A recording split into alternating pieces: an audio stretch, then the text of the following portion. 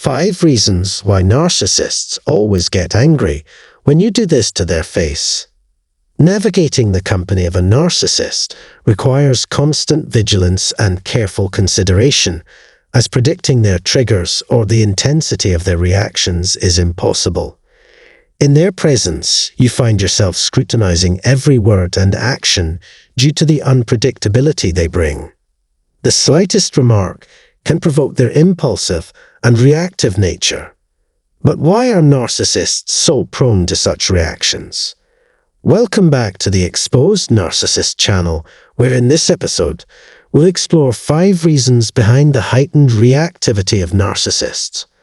Make sure you're subscribed to the channel by clicking the subscribe button and the bell icon for updates before we delve into the details.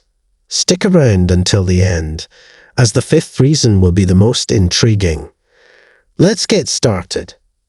To start, narcissists keep a lot hidden. They conceal their genuine intentions, aiming for an unequal exchange where neither party gives nor receives. They prefer your silence over any inquiries into their motives, actions, or behaviors. It's their preference that you keep providing without expressing needs or asking questions. The moment you raise a concern or query, they become agitated, feeling no obligation to answer, especially to you. Responding aggressively, they attempt to silence you, fostering fear of their potential reactions. Regardless of how tactfully you communicate, their inevitable negative response disappoints you. Why? Because they cannot acknowledge the truth, that they are exploiting and misusing you.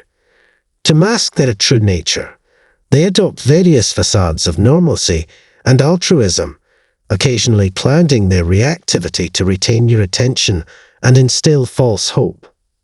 The second challenge is their struggle to manage their emotions.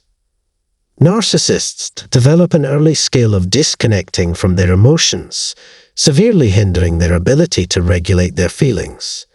They push their emotions down to the depths of their psyche, where they decay until a minor incident forces them to confront their deteriorated selves. While the creation of this false self aims to shield them from unprocessed shame and insecurities, it doesn't always succeed. A small reminder or trigger leads to a destructive outburst, particularly harmful to those around them. Interestingly, they fail to recognize the pattern of triggers and instead hold others responsible for the disruptions they cause. Due to their lack of emotional maturity and development, they lack emotional intelligence, understanding only how to react and exert control through aggression, as anger is the most manageable emotion to project and the quickest way to dominate their environment. Number 3. They tirelessly strive to establish their worth. In contrast to their external facade, narcissists continuously seek validation through gaining attention, admiration, adoration, and acceptance from others. Ignorance instills in them a life-threatening shame that poses a risk of shattering the illusion of their uniqueness, superiority over others, and flawless existence, making them feel dependent on others. The moment you ignore them or do not behave according to their desires, they will attack because it diminishes their sense of significance. Non-compliance is seen as disloyalty and disrespect, and they won't cease their aggressive behavior until you acknowledge your mistake in not meeting their expectations as the ideal source of supply.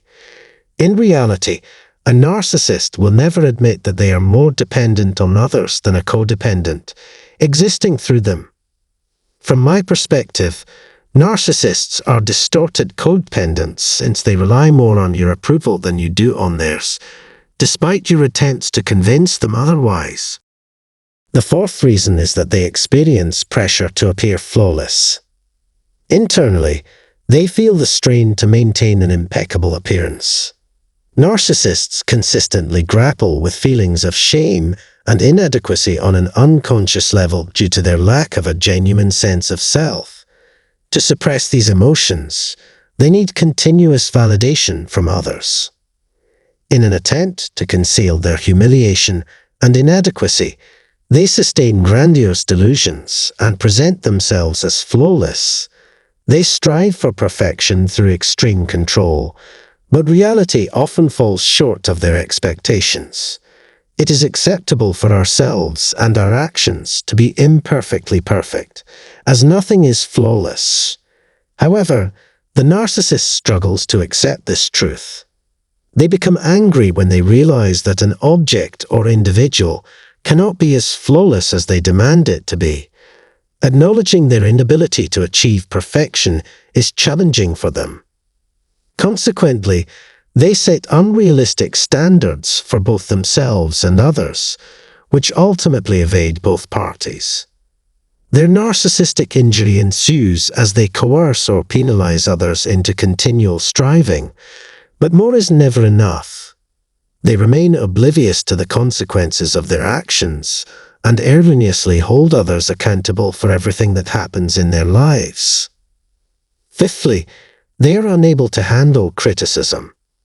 This aspect is particularly fascinating. Real or perceived criticism exceeds their capacity to endure. It acts like their kryptonite.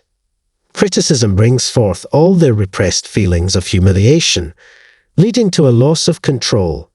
In response to their internal shame, they seek to dominate the external environment, with you being the primary target. They achieve this through unrestrained and animalistic aggression. When confronted with criticism, they reveal the grotesque selves they strive to conceal from others, causing destruction in their wake. Impulsivity exacerbates the destructive consequences, as evidenced by my father. When he felt criticized, even if it wasn't the case, he would destroy possessions and resort to physical violence, disregarding our pleas to stop. His actions displayed a complete lack of concern, empathy, and remorse.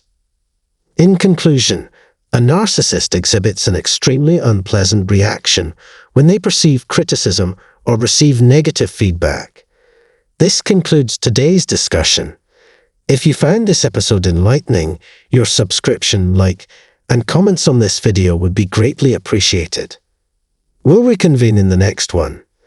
Until then, commence the healing process.